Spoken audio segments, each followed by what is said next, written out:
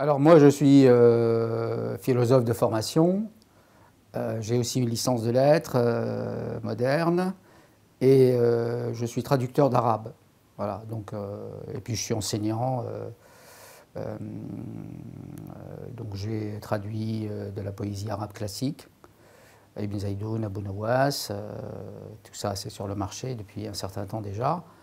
Et donc j'ai une double formation d'arabophone et de francophone. Euh, et de philosophe, bien sûr. Alors pourquoi est-ce que je me suis intéressé à Avicenne? Parce que d'abord, c'est le seul philosophe dont la vie est vraiment intéressante. Tous les autres philosophes sont des savants qui ont travaillé en chambre. Ils n'ont pas ils n'ont pas voyagé comme il a voyagé, ils n'ont pas été persécutés comme il a été persécuté. Il a pas, bon, c'est un homme qui a connu de très nombreuses amours. Malheureusement, on n'a pas de documents. Sinon, ça c'est le désespoir de mon éditeur qui regrette qu'il n'y ait pas une partie du livre sur les amours d'Avicenne, ce qui aurait évidemment, comment dire aujourd'hui, entre guillemets, dopé les ventes.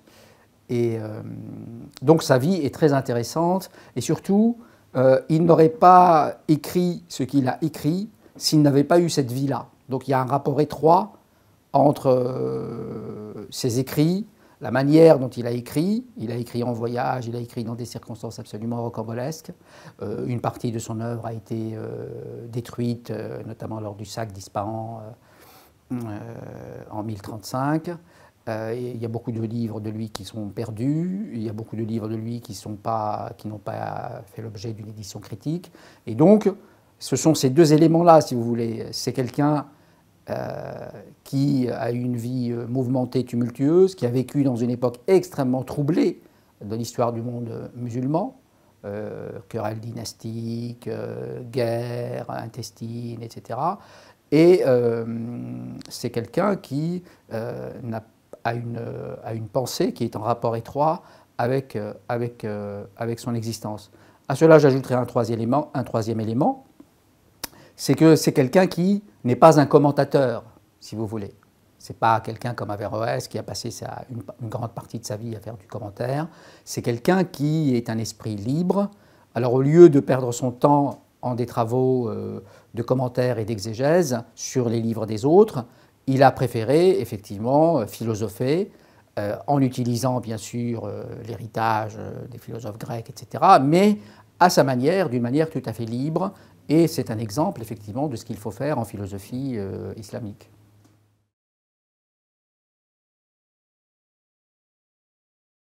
Alors Avicenne, c'est un philosophe, c'est un médecin, très grand médecin, très grand philosophe, c'est un poète et c'est un homme d'État.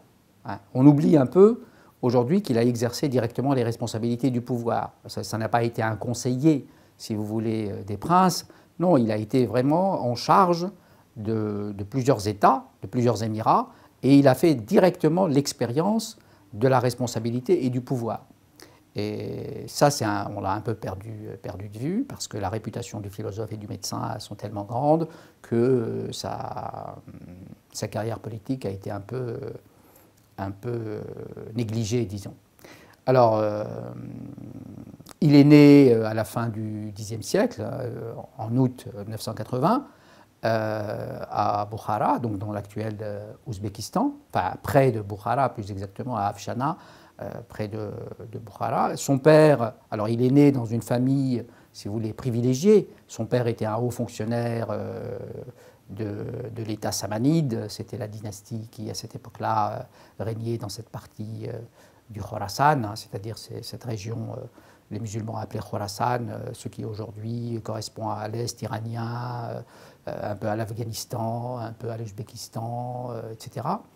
Et donc son père lui fait donner une éducation extrêmement soignée, d'autant plus soignée qu'il découvre que ce garçon a des prédispositions tout à fait exceptionnelles.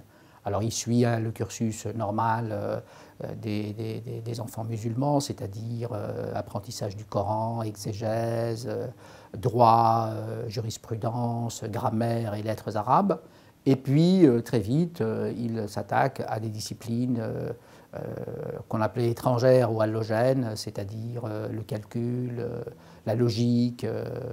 Et donc son père comment dire, demande à un précepteur qui s'appelait Natili de lui donner des leçons de logique. Et très très vite, finalement, l'élève dépasse le maître. Et Avicenne va continuer sa carrière en autodidacte, puisqu'il va apprendre la médecine par lui-même, quasiment sans maître, si on accepte les conseils et les recommandations d'un autre médecin qui s'appelle El-Masihi. Il va apprendre la médecine sans maître, en autodidacte, et il va quasiment tout apprendre par lui-même. Et c'est comme ça qu'à 18 ans, il déclare lui-même qu'il a fait le tour du savoir de son époque et qu'il n'a quasiment plus rien à apprendre à 18 ans. Donc vous voyez, c'est quand même quelqu'un, c'est un peu le surdoué de l'islam, si vous voulez, Avicenne, alors que l'islam ne manque pas de grands savants. Avicenne, peut-être, est l'un des plus grands, sinon le plus grand des savants, eu égard à sa capacité d'assimilation du savoir et puis à son inventivité, peut-être dont on parlera tout à l'heure.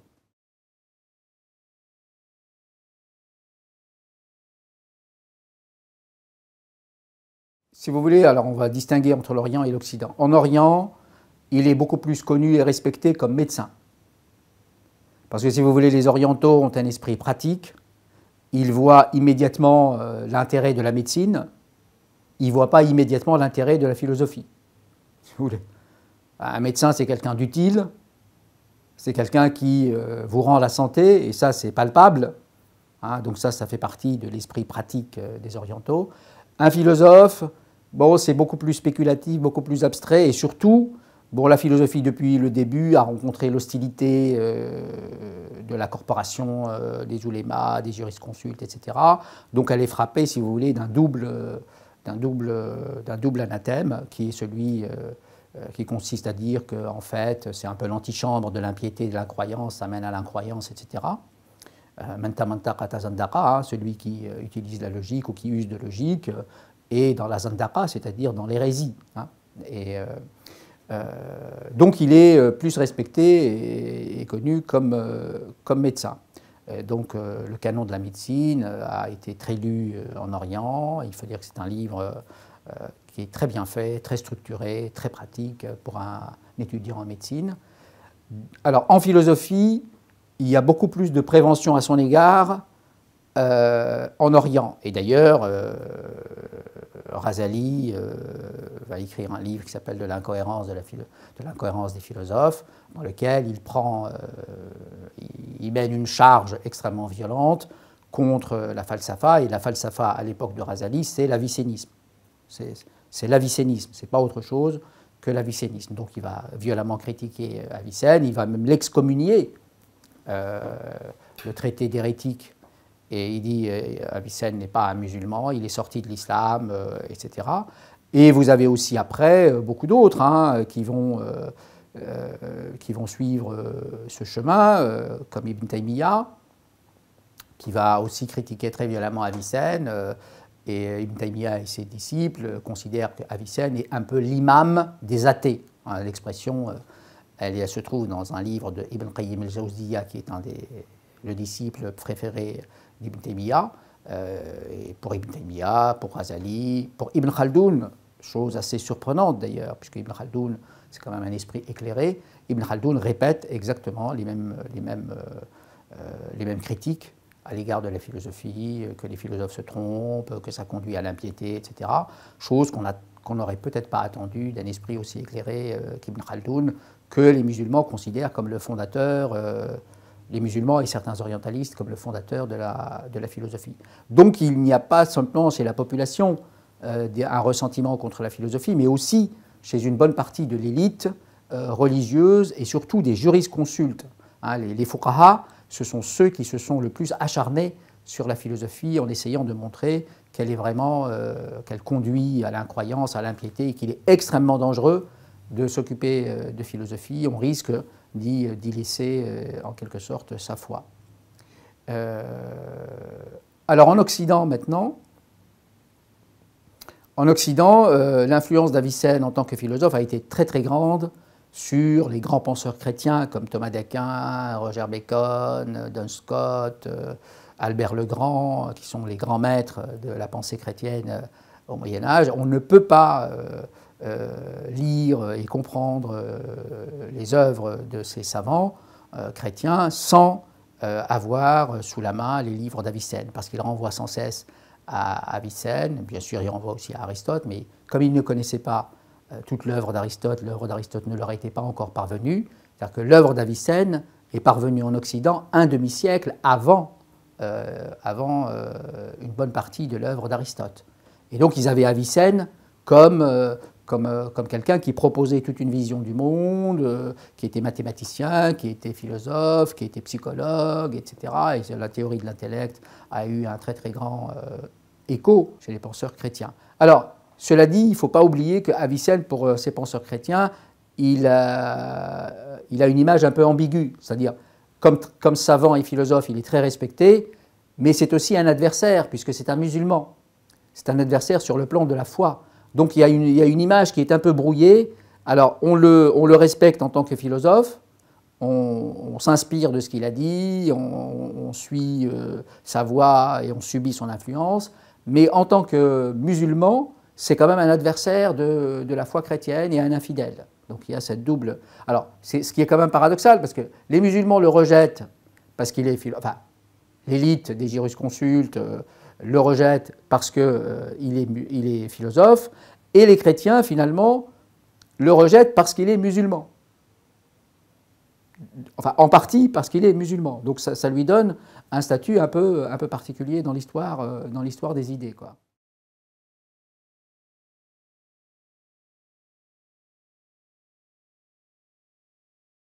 Alors jusqu'à aujourd'hui, Avicenne est l'objet d'un anathème, puisque dans les pays musulmans, on n'enseigne pas les philosophes de l'islam. À l'université, en tout cas comme moi j'étais à l'université, il n'y avait pas d'enseignement des philosophes de l'islam. Ibn Rushd, Al-Kindi, Al-Farabi, Ibn Sina et tous ces gens-là n'étaient pas enseignés. Ce qu'on enseignait sous le nom de philosophie, c'est en fait la philosophie occidentale, tout simplement. Et donc, ça posait déjà un problème. Pourquoi est-ce qu'on n'enseigne pas ces gens-là? Parce qu'ils proposent un certain nombre de thèses qui sont ressenties à mon avis à tort, mais enfin qui sont ressenties comme ça, reçues comme ça, comme étant contraires à la foi orthodoxe, à ce qui est convenu d'appeler la foi orthodoxe, c'est-à-dire l'usage de la raison, l'usage de la logique dans un certain nombre de domaines qui, d'après l'orthodoxie, et surtout d'après l'interprétation fondamentaliste, en réalité, doit échapper à toute investigation rationnelle sur la résurrection, sur les miracles, sur l'éternité du monde, sur la fin du monde, sur toutes ces questions-là.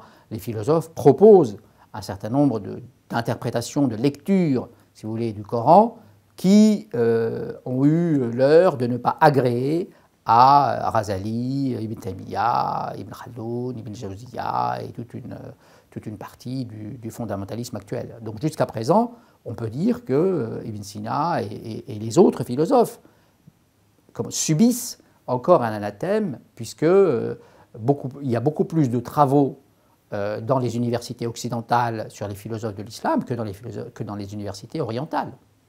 C'est quand même un fort paradoxe. Ibn Sina a toujours eu maille à partir avec les autorités religieuses.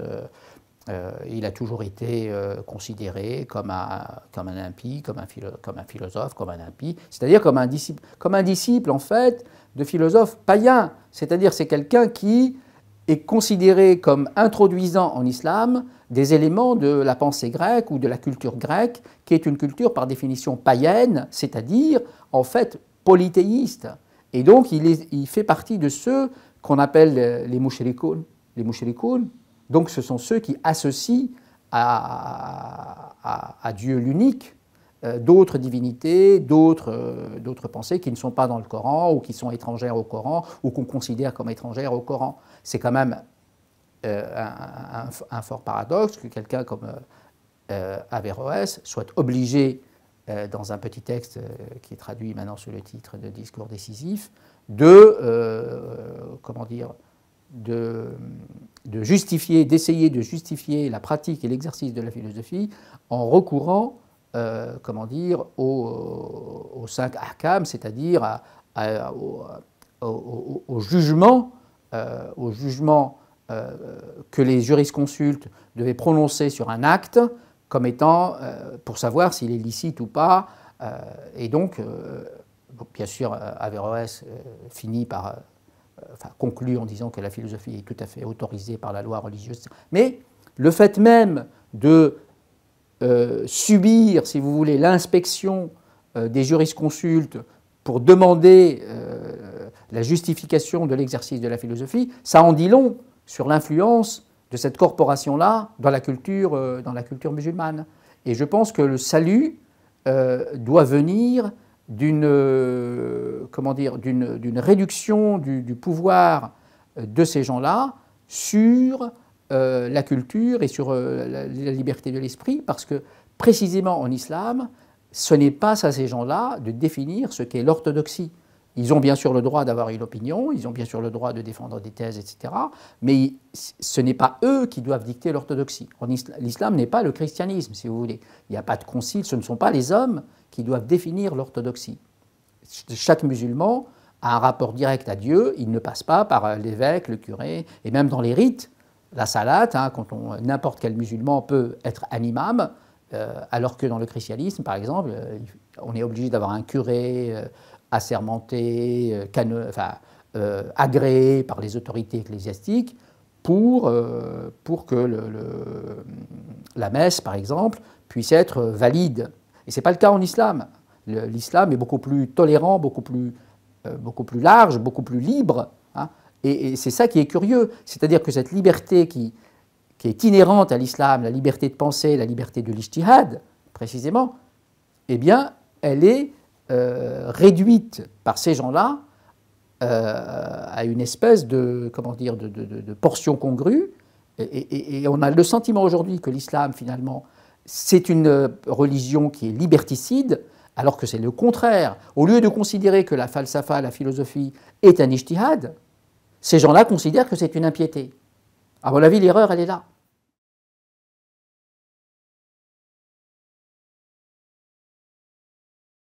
En médecine, bien sûr, son œuvre est dépassée.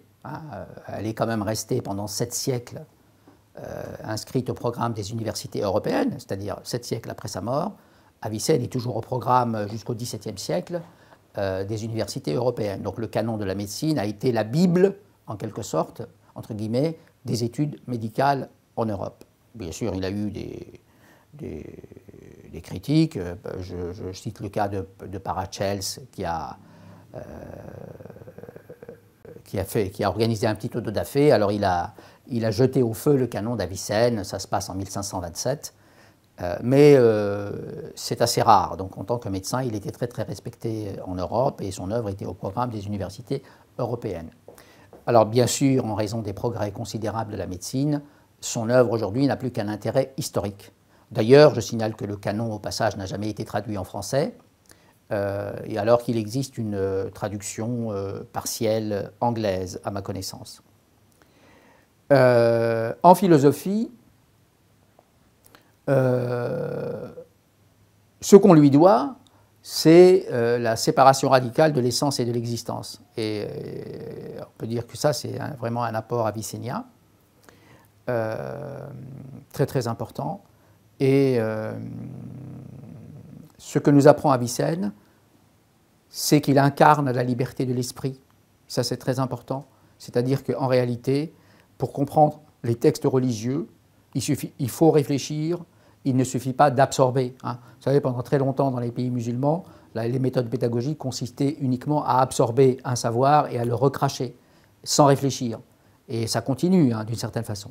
Et donc, ce que Avicenne nous apprend, son exemple, l'exemple de sa vie et l'exemple de sa pensée, nous apprend qu'il faut faire preuve d'esprit critique, ne rien recevoir qui ne soit validé par un exercice rationnel et approcher les textes religieux de manière critique. Hein, c'est-à-dire ne pas absorber n'importe quoi, ne pas recevoir n'importe quelle thèse que soutient tel ou tel ouléma, tel ou tel jurisconsulte, tel ou tel philosophe, tel ou tel n'importe qui, sans la mettre au crible de la réflexion critique. Donc de ce point de vue, il incarne quand même la liberté de l'esprit. Ce qu'il nous apprend aussi, c'est la problématisation et le débat. Hein. Ce qui nous manque en islam, c'est précisément le débat, hein, c'est-à-dire le fait de ne pas réagir par excommunication et anathème, hein, mais de considérer que la personne qui dialogue, qui discute avec vous, a des opinions, que c'est un ijtihad, que c'est une manière de penser, il faut la respecter en tant que telle, et il faut la vérité, si vous voulez, ou la victoire dans le débat s'obtient par la force de l'argument, elle ne s'obtient pas par la persécution, l'emprisonnement, l'incarcération, la mise à mort de l'adversaire. D'accord ? C'est ça qui est très très important, et je pense que ce que Avicenne nous apprend, c'est de ne pas considérer toute innovation comme une bid'a. Tant qu'on considérera toute avancée de l'esprit comme une bid'a, c'est-à-dire comme quelque chose qui vient entacher et souiller la pureté de l'islam originel, on n'en sortira pas. Il n'y aura pas de progrès de la pensée en islam. Et d'ailleurs, on le paye très cher, puisque la décadence de l'esprit critique, la mise à l'écart de la philosophie, donne directement, enfin c'est un raccourci parce que c'est très compliqué, donne directement deux choses. En politique, le despotisme de l'armée, des prétoriens, et dans la pensée, la décadence de l'esprit.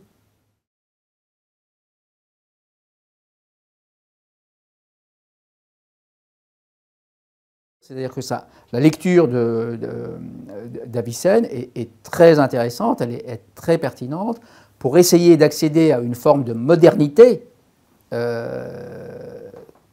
que le monde de l'islam n'a pas réussi finalement à produire, puisque, je le signale au passage, dans mon livre précédent, en arabe, il n'y a pas de mot, il n'y avait pas de mot qui disait la modernité, il a fallu le créer. Donc on a créé le mot de modernité à partir de hadath, hadatha, et alors en arabe, le mot hadath, il est toujours connoté négativement. Hein. Et d'ailleurs, ahdatha, c'est ahdatha en religion, c'est innover, faire advenir une chose qui n'existait pas de manière positive. Et donc cette notion de modernité, le monde arabe, comme il n'a pas créé le mot, il n'a pas eu accès à la chose, d'accord ? Et parce qu'on a écarté la philosophie, dans le monde musulman, on a verrouillé, si vous voulez, la porte qui pouvait faire accéder le monde musulman à la modernité à la suite du grand effort des Mu'tazila sur la raison, etc. On aurait pu continuer et créer les conditions d'une modernité. Malheureusement, la réaction, si vous voulez, de la corporation des jurisconsultes, de Ibn Hanbal notamment, et aujourd'hui du wahhabisme, a empêché le monde musulman d'accéder à la modernité. Et ça, c'est quelque chose de très grave. D'autant que, si on fait la comparaison avec l'Europe, hein, puisque pour comprendre, il faut comparer, le rôle que la philosophie a joué au XVIIe siècle, au XVIe, XVIIe siècle, dans la renaissance de l'Europe, a été tout à fait considérable.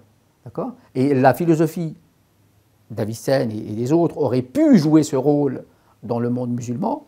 Malheureusement, ça n'a pas été le cas, parce que la conjonction, si vous voulez, du despotisme et de la puissance de la corporation des ulémas a fait que, pendant très longtemps, presque tous les philosophes ont été persécutés. Je vous rappelle que El-Kindi, le premier philosophe qui n'a jamais prononcé un mot qui était contre l'islam, on lui a confisqué sa bibliothèque. Il a été donc l'objet d'une persécution. On la lui a rendue, mais bien après. Avicenne a été persécuté. Averroès a été persécuté. Donc même quand les philosophes bénéficiaient de la protection des princes, il arrivait que la puissance des jurisconsultes appuyée sur la populace faisait que ces philosophes étaient laissés à eux-mêmes. Et il y a beaucoup de philosophes qui ont été obligés de renoncer à l'exercice de la philosophie parce qu'ils ont eu peur pour leur vie. Donc la persécution des philosophes et de la pensée en islam, c'est quelque chose qui est très réel, contrairement à ce que les musulmans s'imaginent, hein, oui, il y a une pensée musulmane religieuse. Tant que la pensée musulmane est orthodoxe et sentie comme orthodoxe, etc., elle n'est pas persécutée. Mais dès qu'elle est ressentie à tort, je le répète, comme portant atteinte à l'islam, alors que l'islam ne cesse d'encourager, le Coran ne cesse d'encourager à l'exercice de la raison, cette raison-là, elle est entendue par les jurisconsultes comme au sens restreint, très restreint, au sens de tafsir, exégèse, etc. Elle n'est pas du tout entendue comme dans sa fonction critique. Et c'est ça qui a manqué à l'islam pour pouvoir produire une modernité endogène.